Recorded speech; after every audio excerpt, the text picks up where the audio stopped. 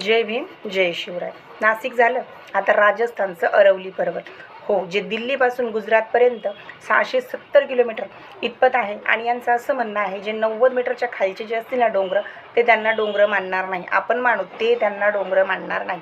जर एक पेड़ माँ के नाम आहे, तर पूर्ण जंगल का नाही, पूर्ण निसर्ग का नाही माँ के नाम?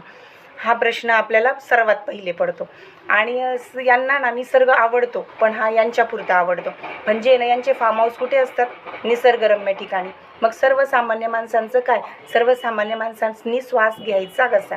हा सगळा खटाटोप आहे ना एका मित्रासाठी आहे. आणि हे जर पर्वतांना जर नुकसान झालं, यांच्यापासून भेटणारे खनिज, सिमेंट, गोल्ड, हे सगळं त्या मित्राच्या घशात घालायचं आहे. बरं, तुम्ही मित्रासाठी सर्व करा, काहीच प्रॉब्लेम नाही आहे, पण स्वतःच्या खिशातून करा. सर्वसामान्य जनतेला त्रास देऊन तुम्ही असं करू नका.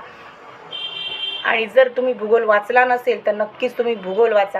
यापासून होणारे नुकसान, तोटे हे तुमच्या लक्षात येईल. जर लक्षात येत नसेल तर हे तुमच्या लक्षात येईल. रेतीचं काय होईल, पावसाचं काय होईल, उन्हाचं काय होईल. आधीच राजस्थानमध्ये बरेच प्रॉब्लेम आहेत आणि त्यात तुम्ही अजून भर घालताय. त्या पशुपक्ष्यांचं काय होईल, ते कुठे जाता? इथं तुम्ही राहते घरं मोडू राहिले, त्या पशुपक्ष्यांना तुम्ही घरं देणार अजिबात नाही. असं करू नका. त्यांना वाचवा. उलट आपलं कर्तव्य बनतं की निसर्गाला आपण त्रास नाही दिला पाहिजे. जर आपण निसर्गाला त्रास दिला नाही, तर निसर्ग पण आपल्याला त्रास देणार नाही. पण हे तुम्हाला समजणार नाही समजणार आहे तुम्हाला.